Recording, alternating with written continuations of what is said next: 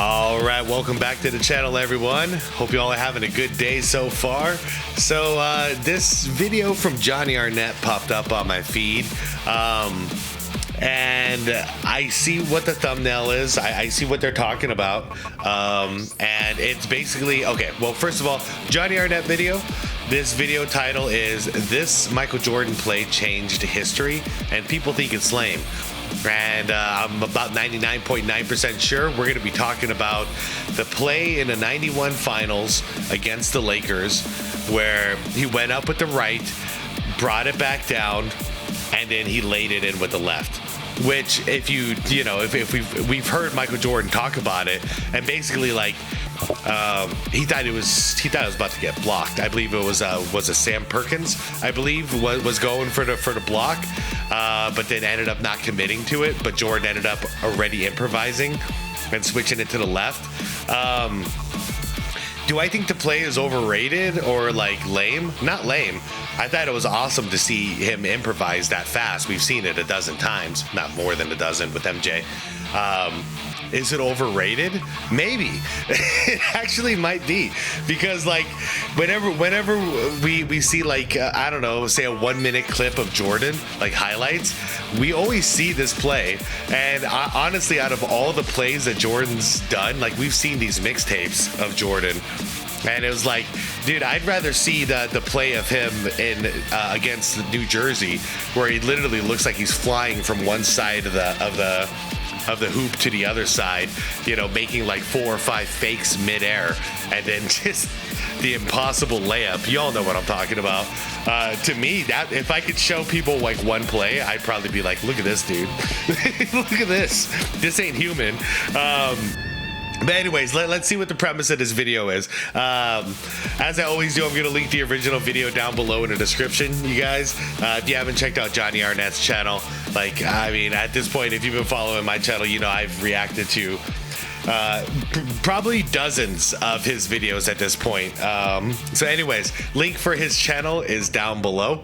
That's going to be in the description. You also see a list of channel members. Shout out to you guys. I really appreciate you all. I think that's all I have to say for the intro. That was probably already too much. Let's talk about it as it goes. Like the vid, I'd appreciate it. Here we go. Jordan. Oh, a spectacular. Yeah, it was Perkins. Michael Jordan. On Sunday on Twitter, you claim Michael Jordan's switch hand layup was somehow not impressive. That is a still. Okay, what's the weasel say here? Every angle of this reminds neutral observers of how basic this iconic movement was. The Jordan iconographers decided long ago that this was some all-time amazing play. I didn't. Along the lines of Dr. J's behind, we never said that. I never said that. I never knew anybody who ever compared this to the Dr. J layup, nor have I ever known any Jordan fan to say like this is the greatest play ever. You know, it blew our minds in a moment because nobody was expecting it, because it was improvised. It's not some iconic movement that he practiced for years and then he unleashed it. This was jazz. It was improvised. We can't show you the full video on if you're watching, but everyone knows this because sorry, Johnny already did it. Just absolutely forced down our throats for 30 years as if this is one of the greatest moments in NBA history. It flatly is not. Here's the thing. Jordan might be the greatest player ever. I don't think he is, but obviously there is a strong case to be made for him. But if you think about... It's not because of this shot, bro.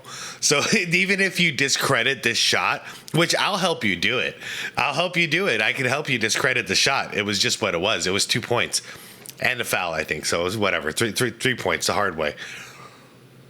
It doesn't mean shit. You know, there's 1,000 others just like this. The highlights you see forever throughout NBA history. There are these amazing feats of athleticism and then a couple basic ass Jordan plays. Like the highlights that live forever. It's like, okay, now that's bullshit. Just go watch a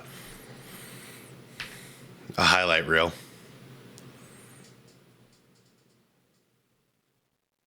I'm not sorry. Holy shit.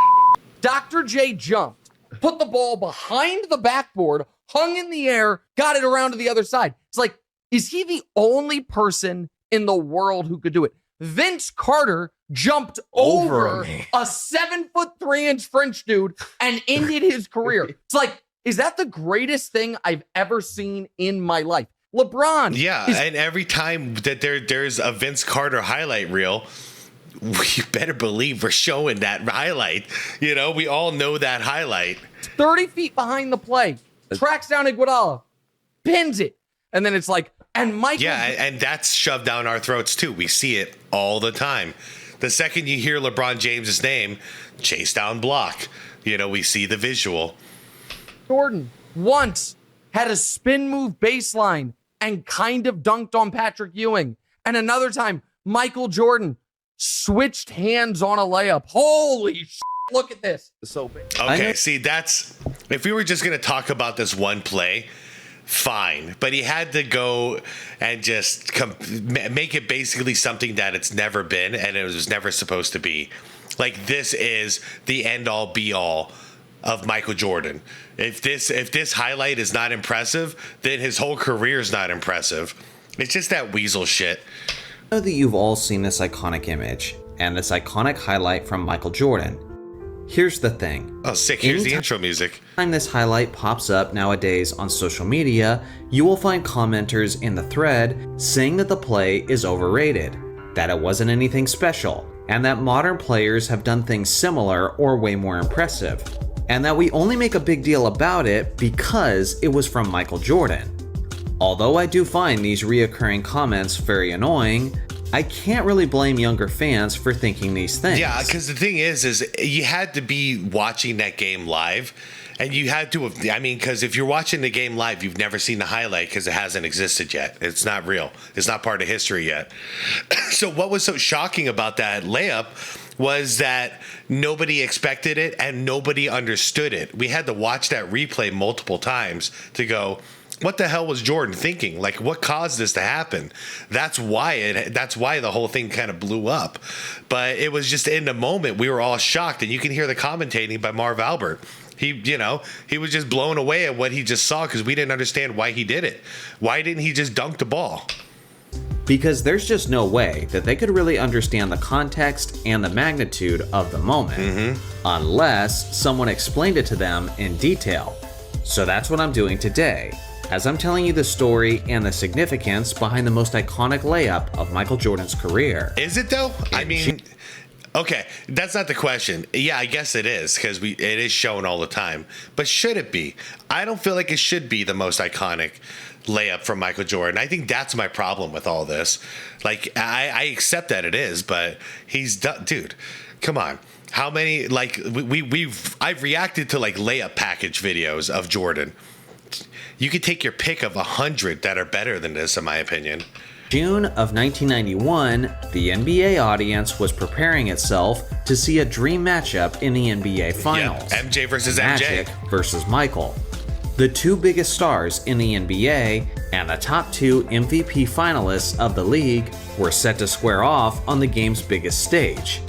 Magic was 1 year removed from being the league MVP, and as a guy who was the face of 1980s basketball, he won 5 NBA championship rings during that decade.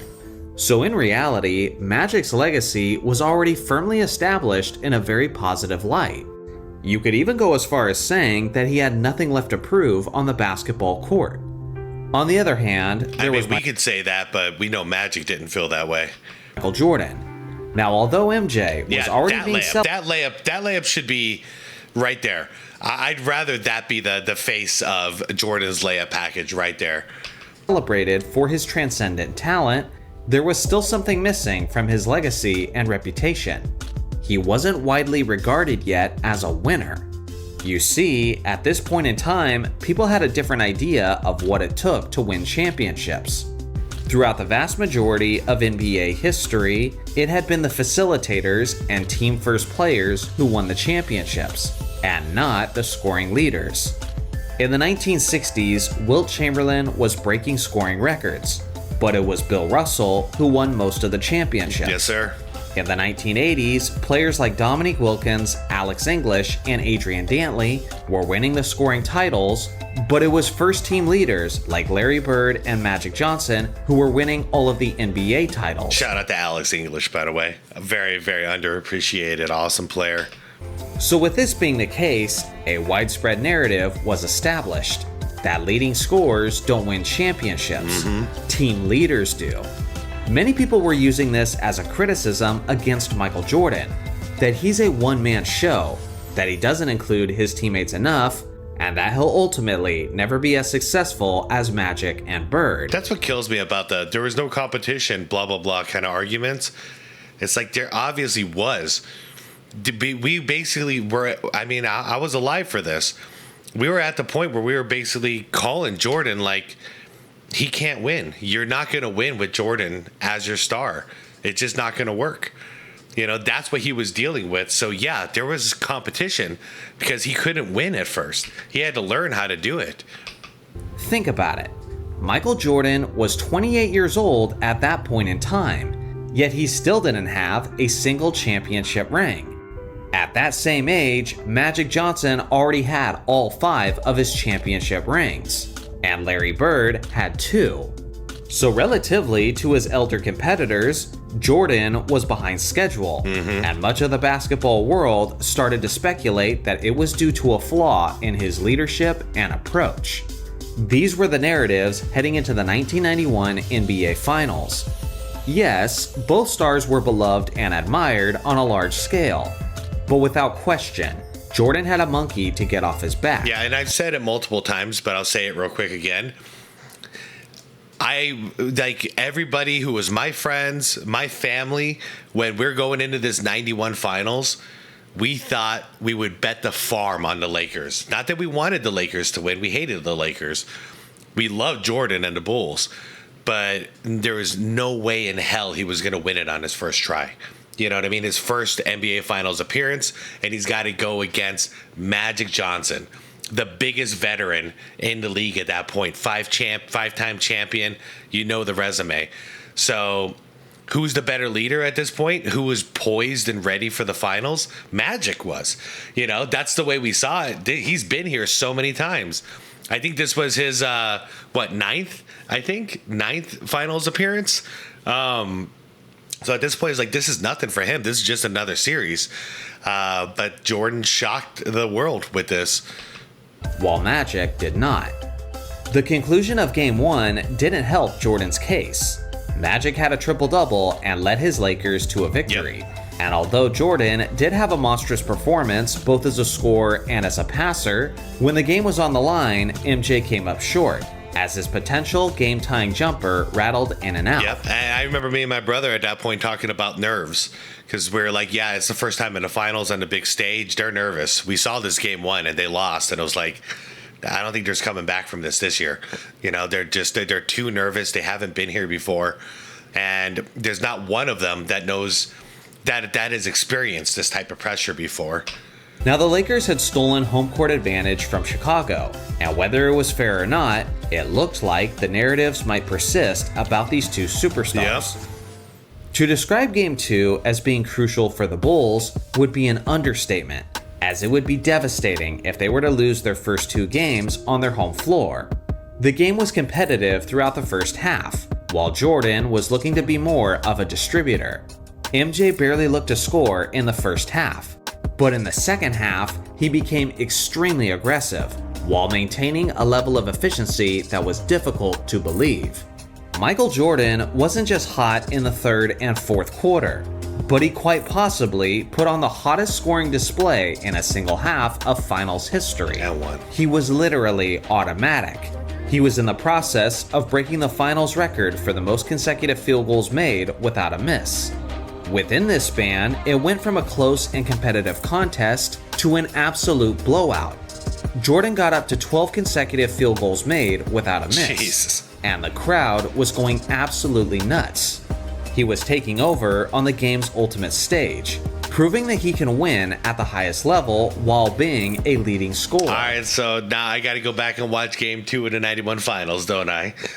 I get at least the second half. Then the highlight happened, when Jordan made the iconic hand switch layup, which was now his 13th straight shot without a miss. Good context. Even the typically stoic Phil Jackson had to shake his head in amazement, as Michael was quite literally playing perfect basketball over an extended period of time. When I watched this game for the first time as a kid, it almost seemed like Jordan was so hot that he faked the dunk and switched to his offhand, just to make the shot more difficult on himself. Yeah, that's what I thought at first too. Until honestly, I lived with that for most of my life until Jordan himself explained it. That's incorrect. You know, he thought the block was coming. According to Michael, he did it because he thought Sam Perkins was going to jump and contest the shot on his right side. Yeah, he faked the contest. You see? Look, hold up. Sam Perkins was going to jump and contest the shot on his right side. Watch Sam Perkins. He's gonna start the jump. He's gonna fake a jump. So he then look at that. Anybody would think, okay, block is coming. And switched. But he faked the block and he's dipping out of the way, but Jordan already was switching the shot based on that block. To his left. Not only did the Bulls proceed to win this game, but they wouldn't lose another game in this final series, as they won their first of 6 championships.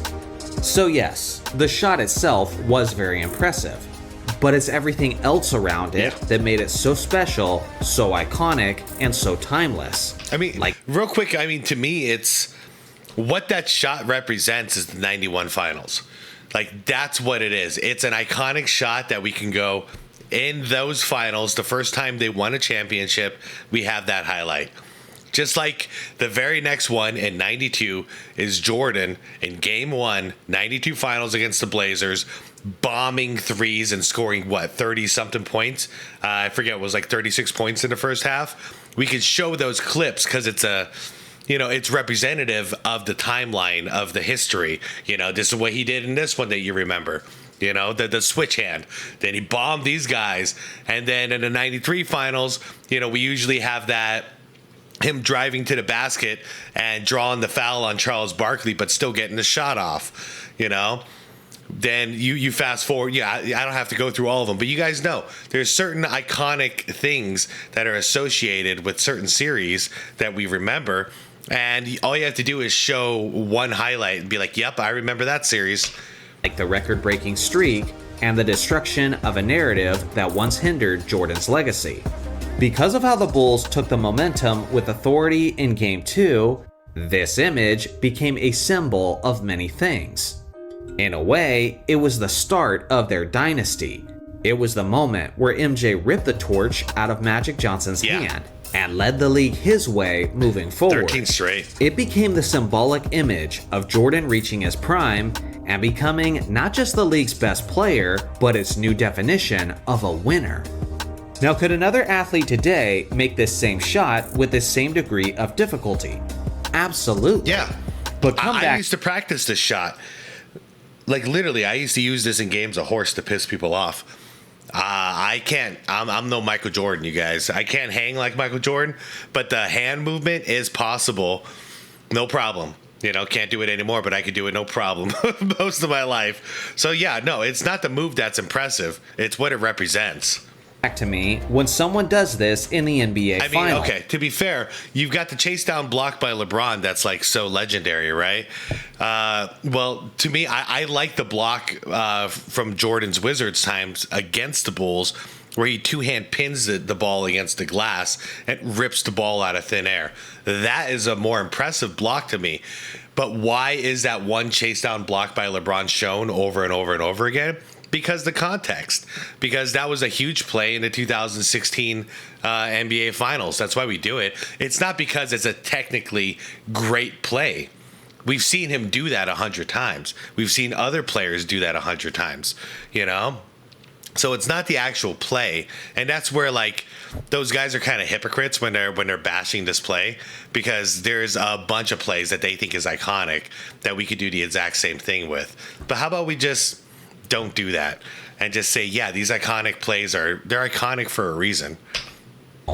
While making 13 consecutive field goals, while asserting himself as the new face of the league, while defeating his greatest competitor.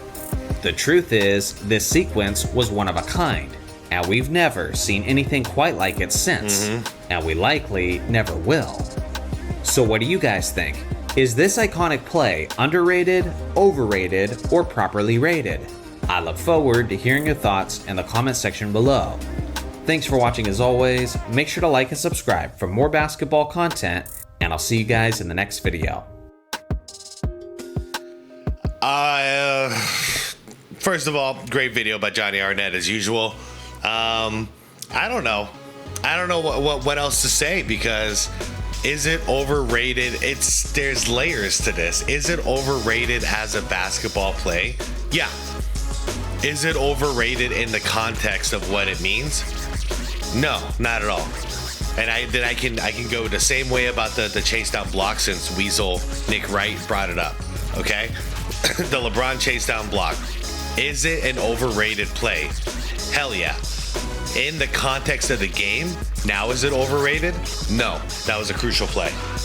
That's all it is. I think I can just summarize it like that.